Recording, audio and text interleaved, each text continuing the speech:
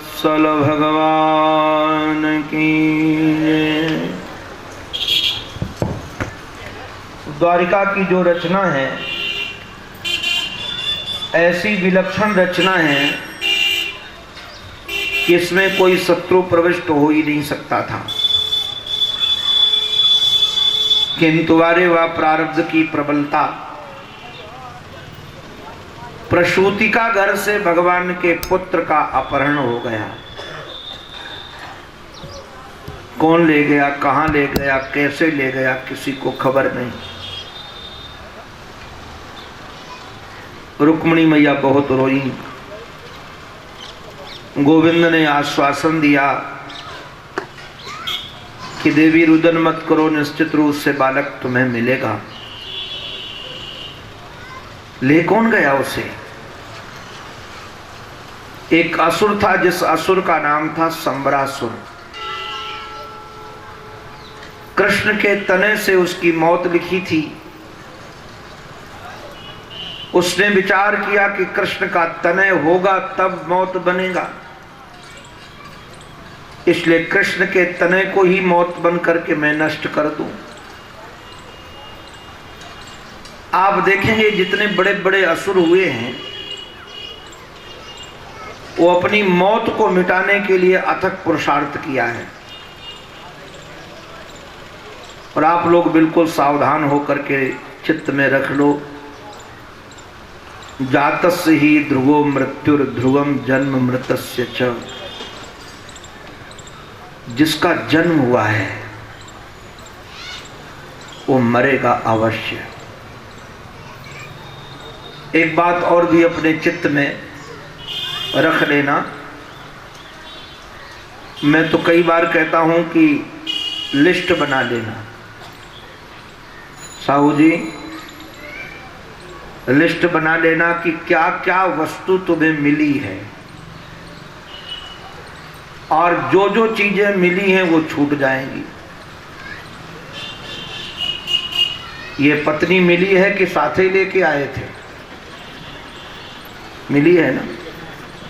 ये नाती पोते, बहू बेटे, घर द्वार और जो बैंक में माल रखा है वो भी लेकर के आए थे कि मिला है? यहाँ जो जो चीजें मिली हैं बस समझ जाना कि वो सब छूट जाएगी। आज छूटे, कल छूटे, परसों छूटे या बरसों के बाद छूटे, छूटने वाली है। अगर ये चित्त में आपके बैठे रहेगा कि जो चीज मिली है वो छूटेगी, इस विवेक से, इस विचार से, इस चिंतन से छूटने के बाद फिर दुख नहीं होगा। हमारे महाराज श्री के कृपा पात्र थे, एक परम विद्वान, भागवत की कथा करते थे। महाराज श्री की बचपन से सेवा की थी। मुझे लगता है 70 वर्ष की उम्र के बाद उनकी पत्नी का देहावसान हो गया। मैं जब उनके घर में गया, मुझे उनकी दयनीय दशा देख करके हमको डर लगने लगा। भागवत के अच्छे विद्वान, जीवन भर भागवत का पाठ किया, भागवत की कथा की, और वो महापुरुष हमारा हाथ पकड़कर आंगन के में लेकर गए। 70 वर्ष के ऊपर थे। कहने लगे, यहाँ इस चूल्हे में बैठकर रोटी बनाती थी, ऐसे मुझे यहाँ लेकर भोजन आती थी। इतना रोने लगे कुछ पूछो नहीं। मैंने विचार किया कि क्या भागवत पढ़ा और क्या भागवत की कथा की, क्या संतों का संग किया। ये भी विवेक नहीं है, ये भी विचार नहीं है कि चाहे पत्नी हो, चाहे बच्चे हों, अरे नारायण, चाहे अपना शरीर ही क्यों न हो, एक दिन ये सब हमको छोड़कर जाने वाले हैं। किंतु असुरों का स्वभाव होता है, नासमझों का स्वभाव होता है, स्वभाव होता है वो ये चाहते हैं कि ये शरीर न छूटे, हम अजर अमर अविनाशी बन जाएं। तो उनको जो जो मृत्यु के कारण दिखाई पड़ते हैं उस कारण के निवारण में ही लगे रहते हैं। किंतु हमारे पूज्य संत चरण मृत्यु के निवारण में नहीं लगते, मृत्यु का श्रृंगार करते हैं। ऋषिकेश में एक संत थे, बड़े मस्तीर में रहते थे, खूब हंसाते रहते थे। कुछ महीने पहले से वो बोलने लगे कि हमारा ब्याह होने वाला है। 80-85 साल के होंगे, नए नए कपड़े बनाए थे और नए कपड़े पहन करके खूब आनंद में, उनके पास जो भी पैसा रुपया होता था, कोई संत मिलते थे तो उनको देते थे, कहते थे मैं बहुत खुश हूं, मेरा ब्याह होने वाला है। तो हमको लगता था कि इनका स्क्रू ढीला हो गया है। 80-85 साल में इनका ब्याह होने वाला है। एक दिन मेरे से बोले, अभी जो देवोत्थान एकादशी आने वाली है उस दिन हमारा ब्याह होगा और तुम उस ब्याह में भोजन करने जरूर आना, ब्याह में शामिल जरूर होना ब्रह्मचारी। कई बार उन्होंने बात हमको कही थी। तो हमको जब वो एकादशी आई तो मुझे लगा कि चलो मिल के तो आए, देखें कौन से बारात आने वाली है। महाराज जब उनके समीप गए तो लगभग 11 बजा होगा। आश्रम के लोगों ने बताया कि आज महाराज जी बहुत खुश थे, गंगा नहाया, नए नए कपड़े पहने और कहा कि आज हमारा ब्याह होने वाला है, आज हमारी सज धज करके शहजादी आने वाली है। और बैठे बैठे उन्होंने भगवान का नाम लेते थे, कहा कि हमारा ब्याह का समय आ गया, शहजादी हमारी आ गई और हमको ब्याह करके ले जाने वाली है। और उनके मुख से महाराज चर्चा करते करते प्राण निकल गए। सज धज करके मौत की शहजादी आएगी, न सोना साथ जाएगा न चांदी साथ जाएगी, सज धज करके मौत की शहजादी आएगी। ये विचार हमारे जीवन में बना रहे। असुरों को लगता है कि नहीं मैं मृत्यु को मिटा सकूंगा। हिरण्याक्ष नहीं मिटा पाया, हिरण्यकश्यप नहीं मिटा पाया, रावण नहीं मिटा पाया, कंस नहीं मिटा पाया अपनी मौत को। बड़े बड़े राजा महाराजा जो महाराज अच्छे अच्छे वैद्य रखते थे, स्वर्ण भस्म खाते थे, किंतु वो भी अपने शरीर को संभाल कर नहीं रख पाए। किंतु यह असुर समझता था कि कृष्ण के तनय को मारने से मेरी मृत्यु मिट जाएगी, इसलिए संवरेणा हृतो गृहान, प्रसूति का घर से श्री कृष्ण के तनय का अपहरण हो गया। आकाश मार्ग से उस बालक को लेकर के जा रहा था, उत्ताल तरंगायित समुद्र को देखा, उस बालक को समुद्र में फेंक दिया कि तरंगें निगल जाएंगी, मछलियां खा जाएंगी। किंतु वारे वाह ठाकुर, जब तुम रक्षा करना चाहते हो तो कहां कब कैसे रक्षा करते हो तुम ही जानो। मछली ने खाने का पदार्थ तो देखा और खाने का पदार्थ देख करके उसने खा भी लिया, किंतु जिस मछली के उदर में पाषाण पानी बन जाता है, भगवान की कृपा से वहां प्रद्युम्न को जिंदगानी मिल गई। कुछ दिन के बाद मछुआरों ने मछली को पकड़ा, देखने में सुंदर थी। सम्रासुर के यहाँ जाकर निवेदित किया, उनके मानस में रसोई घर में ले जाई गई। वहां रसोईया का काम करने वाली एक देवी जिसका नाम था मायावती, उसने छेदन किया, उसके उदर से एक पुत्र निकला, सुंदर बालक निकला। देख करके बड़ी प्रसन्न हुई, किसी को बताया नहीं और उस बालक को पालन करने लगी। किंतु बंधुओं बहुत समय नहीं लगा, वह बालक बड़ा हो गया। और वह क्रीड़ा करने के लिए गया था। जब क्रीड़ा करके वापस आया तो मायावती के देखने का ढंग बदल गया। मैं कई बार लोगों को निवेदन करता हूं, आंखें यहीं रहती हैं, किंतु आंखों के देखने से पता चलता है कि इसकी आंख में प्रेम है कि वासना है। एक छोटा सा बच्चा एक दिन मेरे पास आकर बोला, स्वामी अंकल, स्वामी अंकल। मैंने कहा क्या बात है? उसी के घर में रुका था। बोले स्वामी जी मम्मी का मूड ऑफ है। 5-6 वर्ष का बालक रहा होगा। हमने कहा तेरे को कैसे पता चला कि मम्मी का मूड ऑफ है? बोले ऐसे देखती है जैसे खा जाएगी। तो हमको लगा बच्चे को भी पता चल जाता है कि इस समय मम्मी का मूड ऑफ है। ऐसे आंखों से देखने से पता चल जाता है किस भाव से। एक हमारे साथ संत थे, तो एक दिन देवी जी ने कहा करके हमको कहा कि महाराज जी आपके साथ जो संत हैं इनकी आंखें ठीक नहीं हैं। तो मुझे लगा कि शायद ये आंख की डॉक्टर है। तो हमने कहा कि बहन आंख तो मेरी भी गड़बड़ है, चश्मा लगाता हूँ, कोई इलाज है? तो उसने कहा महाराज आंख उनके देखने का ढंग ठीक नहीं है, उनके देखने का ढंग ठीक नहीं है। तब पता चला कि आंखों के देखने से पता चल जाता है कि इनकी आंखों का ढंग ठीक नहीं है, देखने का ढंग गलत है।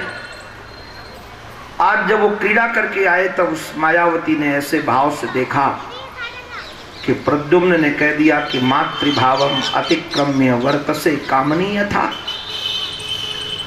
आज तेरे आंखों में माँ की ममता नहीं अपितु पत्नी का प्यार दिख रहा है। सच सच बता तू कौन है? कोई माँ कभी अपने बालक को ऐसे देखती है? मायावती ने कहा कि तुमने ठीक पहचाना है, मैं तुम्हारी माँ नहीं हूं। भवान नारायण सुतः संबरेणा हृतो गृहान। आप नारायण के बेटे हैं, संबरासुर के द्वारा अपने घर से अपहरण किए गए हैं। आपकी मां का नाम रुक्मिणी है, तो तुम कौन हो? कहा कि अहम अधिकृता पत्नी, मैं तुम्हारी अधिकार सुता पत्नी हूं। प्रद्युम्न ने कहा कि अभी तो मेरा ब्याह ही नहीं हुआ, तू पत्नी कहां से आ गई? तेरे हाथों में तो पला हूं मैं, तूने प्यार दे करके हमको बड़ा किया है। उसने कहा कि कान खोल करके सुनो, आप काम हो और मैं तुम्हारी पत्नी रति हूं। जब भगवान शंकर ने तुम्हें दग्ध कर दिया था तो मैं रुदन करती हुई इनके पास गई थी। उन्होंने कहा था कि जब द्वापर होगा, द्वापर के अंत में परमात्मा का अवतार होगा और उसके माध्यम से तुम्हारा अवतार होगा। तुम प्रतीक्षा करना, ये संबरासुर के यहां तुमको मिलेगा। तब से अभी तक मैं प्रतीक्षा में लगी थी। ये घटना त्रेता में घटी थी। एक युग बीत गया प्रतीक्षा करते करते, और तुम्हारी प्रतीक्षा में लगी थी। आज तुम मिल गए हो हमारे प्रीतम, और कहा तुम्हारा उद्देश्य है इस संबरासुर का वध करना। उनको नारायण सब विद्याएं स्मरण करा दी, और विद्याएं स्मरण कराने के बाद उन्होंने ललकार लगाई, मंत्रियों के सहित, परिवार के सहित धवन करके अपनी पत्नी को लेकर के जब द्वारिका पहुंचे आकाश मार्ग से, तब तक भगवान के 16,108 ब्याह पूरे हो चुके थे। भगवान की पटरानियां देख करके प्रद्युम्न को लजा गई।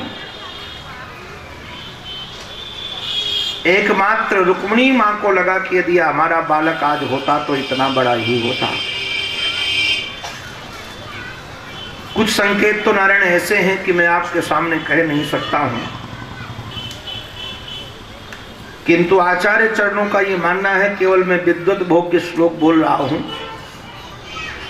स्थानम नास्ति रहो नास्ति प्रार्थयितः नरः नास्ति स्त्री नाम सतित्व उपकल्पते।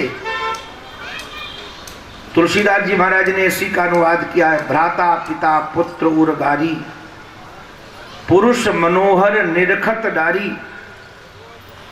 भ्राता पिता पुत्र के रूप में भी मनोहर पुरुष को देख करके कई बार काम का संचार हो जाता है, कई बार हृदय स्निग्ध हो जाता है।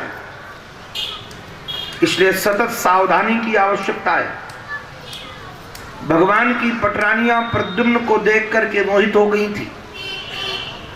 नारद जी महाराज ने बताया कि ये तो श्री कृष्ण तनय प्रद्युम्न है और ऐसी ऐसी घटना हुई थी, ये काम करके आए हैं, द्वारिका में बहुत स्वागत हुआ। और स्वागत सत्कार करने के बाद सब लोग बड़े प्रसन्न हुए। माँ ने कहा कि वारे वाह, सचमुच में बाप यदि 10 नंबरी तो बेटा 20 नंबरी। बेटा तो बचपन से गायब हुआ और जब गायब हुआ तो वो बहू को लेकर के ही आया। और उनके पिताजी भी जब बाहर जाते थे, कब कहां से किसको लेकर के आ जाए किसी को पता नहीं चलता था। तैयारी बनी रहती थी कि कब कोई लेकर के आ जाएंगे। हमारे महाराज जी तो बार बार हंस के कहते थे, जो रीछ की बेटी को नहीं छोड़ता वो दूसरे को कैसे छोड़ देगा। उसको तो रीछ की बेटियां भी भाती थी, उनको भी अपना करके ले आते थे। हमारे श्री राजर्षि परीक्षित ने एक प्रश्न कर दिया, गुरुदेव ये हम सबके बड़े काम का है और मुझे पता है आप लोग मानोगे कोई नहीं और ये बूढ़े लोग तो बिल्कुल नहीं मानेंगे, किंतु मानो न मानो शास्त्र की बात है।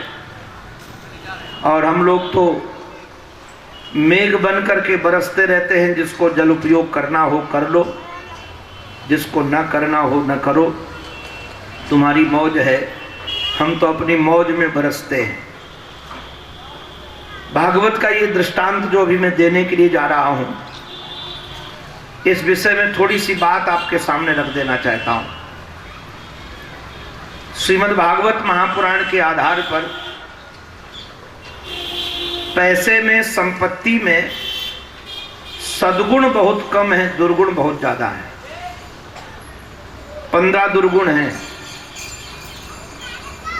और यदि व्यक्ति सावधान नहीं रहा तो ये संपत्ति भाई को भाई नहीं रहने देगी। ये संपत्ति पिता पुत्र के संबंध में पिता पुत्र नहीं रहने देगी। ये संपत्ति पति पत्नी के संबंध को नष्ट भ्रष्ट कर देगी। ऐसा कोई संबंध नहीं है जिसमें आग न लगा दे। मेरी अनुभूति तो ऐसे है कि संपत्ति यदि गुरु और शिष्य के बीच में भी आ जाए तो दुनिया का सबसे पवित्र संबंध भी नष्ट भ्रष्ट हो जाएगा। मैं तो आजकल लोगों को कहने लगा हूं कि अगर अपने रिश्तेदारों से संबंध मधुर बनाकर रखना चाहते हो तो उनके बीच में कभी पैसे रुपए का व्यवहार नहीं करना। एक बार भले उसको बुरा लगेगा, आपसे मांगेगा, आप ना कर दोगे, भले बुरा लगेगा, किंतु कुछ दिन के बाद आपका संबंध बच जाएगा। और आपने अपने रिश्तेदारियों के बीच में भी यदि पैसे रुपए लाना प्रारंभ कर दिया तो आज नहीं तो कल उस संबंध से आपको हाथ धोना पड़ेगा। आप लोग स्वयं अनुभव करना, जो कभी भाई एक थाली में बैठकर खाते थे, एक दूसरे के ऊपर जान छिड़कते थे, वही जब संपत्ति बीच में आती है तो एक दूसरे के हत्यारे बन जाते हैं, एक दूसरे का मुख नहीं देखते हैं। इसलिए आजकल मैं माता पिता को एक बात कहने लगा हूँ। वैसे तो भगवत कृपा से अभी ऐसा भी होने लगा कि एक ही बेटा है, किंतु एक बेटा होने के बाद भाई बहन में भी संपत्ति का झगड़ा होने लगा है। हमने कई बार देखा, एक बहन अगर माता पिता उसको ज्यादा देने लगते हैं तो भाइयों को लगता है कि माँ बाप सब कुछ इसी को उठा के न दे दें।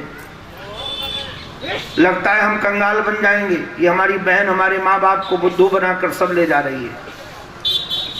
तो भाई बहन के बीच में भी संबंध नष्ट भ्रष्ट हो जाते हैं। इसलिए सावधान।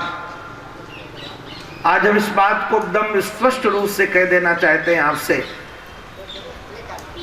बच्चे बड़े होने लगे,